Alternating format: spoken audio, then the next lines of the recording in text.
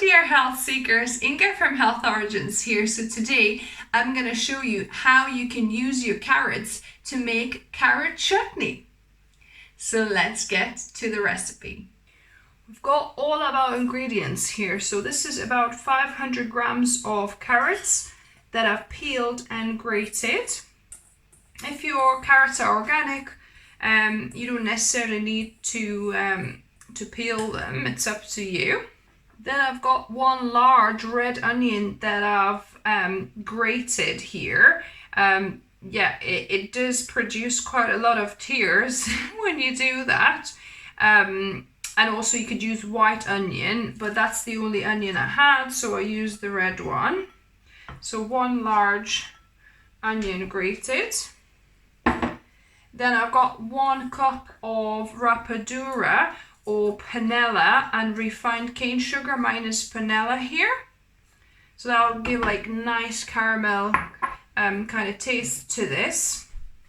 Then I've got a zest and a juice of 1 orange. So I'll link above and down below how you can take the wax off if your oranges are wax, which mine was. So I've gone through that process of dipping in hot water and wiping with paper towels.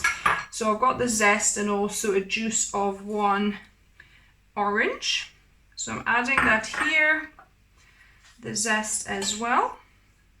Then I've got a zest of 1 lemon as well here. So mine was organic and waxed, so I didn't need to do anything to this one, but again, follow my method of taking the wax off if your lemon is not unwaxed. So this is about 2 tablespoons of fresh grated ginger. I've got 1 cup of apple cider vinegar here, organic apple cider vinegar. I've got 1 teaspoon of salt, 1 teaspoon of fresh thyme leaves, so just the leaves, about a teaspoon. Then I'm gonna add half a teaspoon, either you could add cayenne pepper if you like heat. We are not fans of heat, so I'm gonna add half a teaspoon of gochugaru pepper flakes instead. So this is much milder. And then about 1/4 to 1/3 of a teaspoon of fresh black pepper, or I've got some ground white pepper, so I'm adding that. And then 1 cup of water as well. So this is all the ingredients. I'm gonna give it a mix. So everything is mixed now. I've got it on my hot plate induction hob, and I'm gonna let this get to a boil. So my carrot chutney has come to a boil, as you can see. I'm gonna boil this for 5 minutes now on quite a medium-high heat. So this has been simmering for 5 minutes. I'm gonna reduce it onto low, and we're gonna simmer this on low for 45 minutes for it to cook the carrots up and to start thickening up. The pot has been simmering open for 30 minutes, and I think that was a mistake that I didn't close the lid. So I'm going to add 1/4 cup of extra water here just to replenish what's evaporated, and I'm going to finish cooking it for another 15 minutes with the lid closed. It's been 45 minutes since this has been slowly simmering, but it doesn't look like the carrots are soft enough yet for my liking. So I'm going to add another 1/4 cup of water here, and going to cook it for another 5 minutes with the lid closed to try and soften the carrots a little bit more. I might even need 10 minutes, we'll see. So I cooked my carrot relish for another 10 minutes, and it's looking softer now.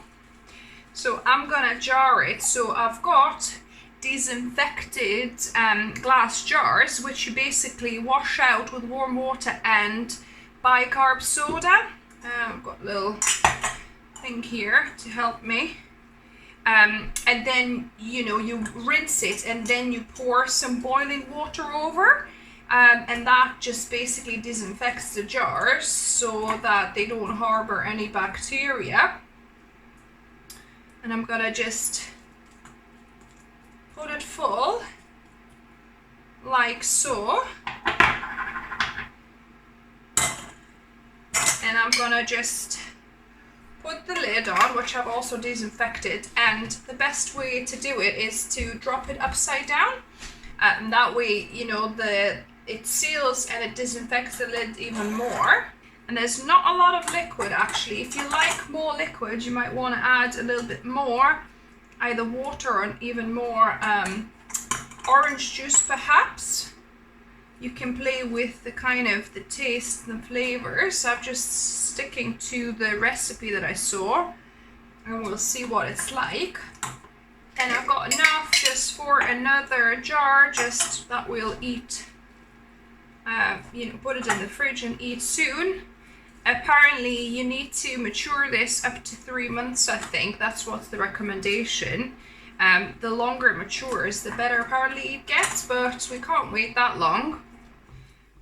We'll be giving it a go tonight for taste testing, and then, you know, eat it through the week or 2 weeks in the fridge.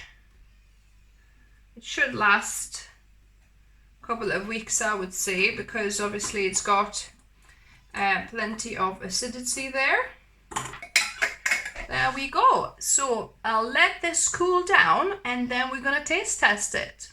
And now on to the best part, taste testing. So let me give this a go. So this is nearly finished cooling down. It's still a little tiny bit warm, I think. Oh wow.